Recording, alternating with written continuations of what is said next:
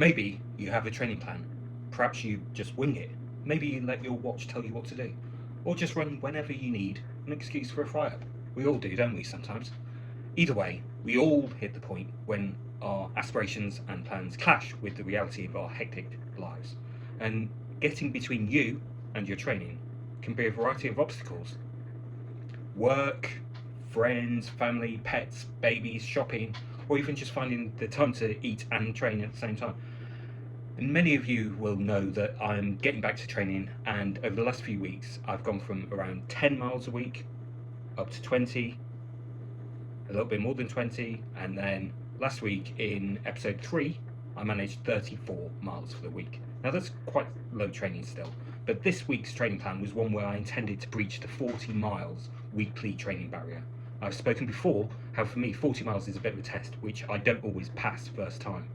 So join me in this episode to see how I get on with crowbarring over 40 miles into a busy week.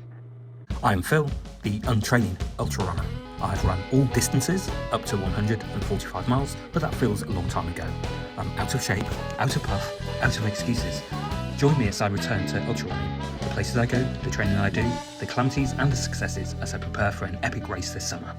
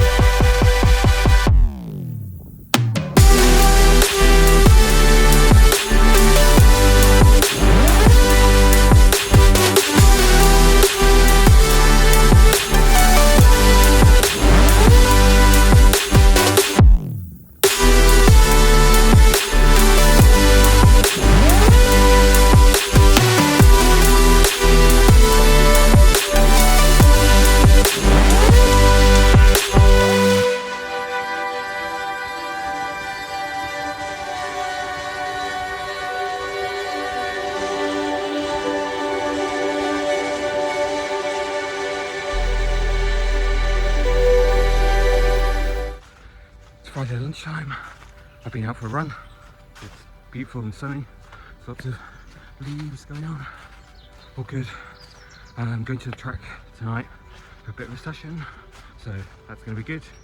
I ran yesterday in London as well, very early in the morning. And I of course ran a couple of times on Wednesday as well. Been really good.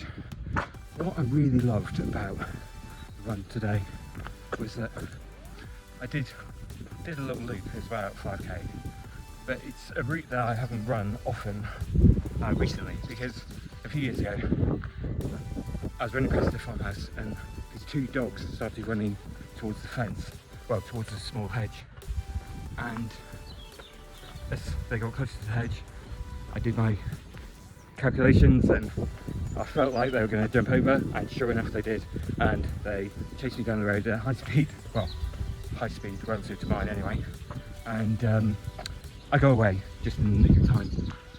But now the hedge has grown up, there doesn't seem to be any sign of the dogs, and that makes me happy because it means that there's a part of the route that I can now do without feeling like I'm going to get savaged by dogs. So that's good. Now I'm going home, have some lunch. Got a lovely Scotch egg from the farm shop which I'm going to have, and then it's back to work. But look at the sunshine, it's gorgeous, it's amazing. Look at it. Hi, so we find ourselves on Friday evening once again, and I'm at the track. So for this week so far, and the light's gone off again, let's put the lights back on. So far this week I've done 14.5 miles. I've managed to squeeze it in around work, running at home, in the village, running in London and running a little bit at lunchtime and after work and so on. So I've managed to squeeze it in, and I've still got about 3 miles, I think, 3 miles possibly this evening to do. So that'll take me to, well, 17.5, maybe 18 miles. And then I have a 12-mile run scheduled for Saturday morning. I'm going to London with my wife to see an old school friend from I've known for about 40 years, so really looking forward to that. But I've got a 12-mile run to do in the morning, so I'll need to squeeze that in before I go to London. So that'll take me to about 30 miles, I think, for the week. And then I've got Sunday still to go, so that will allow me to add another 6-7 miles, something like that. So that'll take me, I think, to 36-37 miles. So it's a little bit short of 40. I've not been able to get all of the runs in that I wanted, but there's still time. We'll see how it goes. It's just a number, right? Anyway, it's all going very well, and my fitness is definitely improving. I go out for a jog these days, and I'm getting I don't look at my watch, I don't push it, and it's 10-minute miles, just always pretty much on the nose. So that's quite nice. I did go for a run in London yesterday morning, I think it was, or yeah, it was yesterday morning, and my glute felt really tight. It was quite painful actually at times, but then I ran and it was fine. And when I ran today, it was actually fine. So not really sure what that's about, but I have said before, haven't I, the week where I attempt 40 miles is usually a bit kind of make or break, and I don't always manage to get through 40 miles the first time. And this may be one of those weeks for one reason or another. So I might be just shy of 40 miles, but I'm not gonna cry about that. Tomorrow, next week's another week, and I'm gonna crack on. So looking forward to track tonight. Not really sure what we're gonna do, but we'll see what happens. I went out for a run obviously earlier in the day around lunchtime. It's lovely sunny weather, very warm, very nice, very nice. I really like this that kind of weather. It doesn't have to be particularly warm for me, but I do like the sun. I like the sun on my skin. It just makes me feel happy. So anyway, I'll catch up with you after the track session. So I just finished at the track. It's been a really good session. It's about 7 o'clock tonight, and oh wow. So just to recap what we did a few warm-up laps. So I think I did perhaps 4 or 5 warm-up laps, and then we did some sprints between some cones, and then we had a slight change on what we did last week. So while last week we had, I think, 10 minutes to do 4 laps, and I think I did just short of 5 laps, I think. Yeah, just short of 5. This week we had 4 laps to do, but we only had 8.5 minutes to do it in. So I was really pleased with my consistency on those, because the first of the laps was, I think, 2:08 minutes. Then I think it was 2:10, so a little bit slower, and then I did a 2:04 and then a 2-minute dead lap. So I don't know how your maths is, but I think I came in under the 8.5 minute target for the 4 laps. So really pleased at that. So I guess that's about 8-something minute miles. I'll check and put the note up on the screen. And then we did some 4x100 meter relays. So to be honest, wasn't really feeling it. My glute is really murdering me after this track session. So let's do some stretching. And I think my 100 meter bit was about just short of 20 seconds, maybe 19 seconds, something like that. So it's pretty standard, not too quick, not too slow, but it's good fun. And then a little jog back to the end. Everyone else is doing their little stretches and all that kind of stuff. That's probably why I've got a messed up glute, but I'll do some stretching at home rather than here on the track, because it's bloody freezing.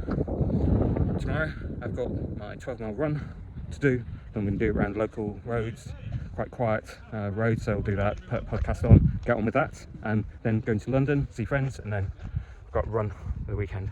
on Sunday, which I'm leading. So I think that's probably going to take me to mid 30 miles, so maybe 35, 36 miles, something like that.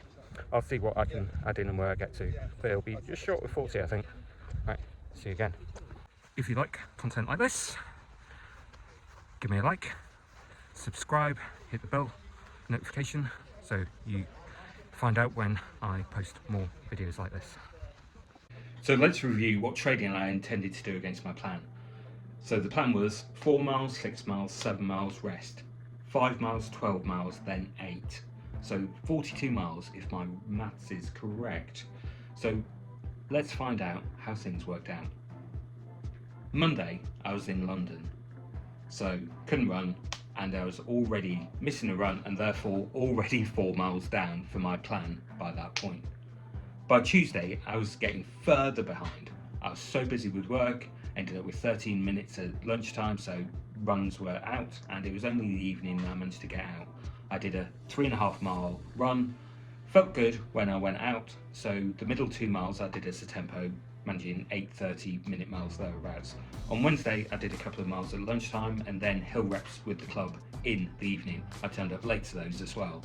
So by Wednesday evening I was supposed to be on 17 miles. What was I on? About half of that, 8 miles. So as you can see, I had some catching up to do. Thursday I planned as a rest day as I was in the office, but I went in early and pulled back 3 miles of that deficit. So by this point I was on a deficit of 6 miles for the week. On Friday I was due to do 5 miles, but between 2 runs I did manage to do 7 miles. So that meant I was already on 18 miles for the week against 22 miles, so only 4 miles down. I pulled a lot back. Saturday was a 12-mile planned run, and I managed to do that. That gave me 30 miles against a 34-mile target by that point. And Sunday, I went out today and did 10.5 miles, which gave me 40.5 miles versus the 42 for the week. So, not bad. I pulled back most of the deficit and thankfully made it above 40 for the week, the highest mileage for ages. So, my 5 top tips for getting your training done during busy weeks. 1. Start with a plan for the week. It's important to know what your other commitments are and move things around if you need to. Seeing friends on a Sunday? Well, move your long run to Saturday instead. Tip number 2. If you can't get out for the run that you intend to do, then just do what you can fit in.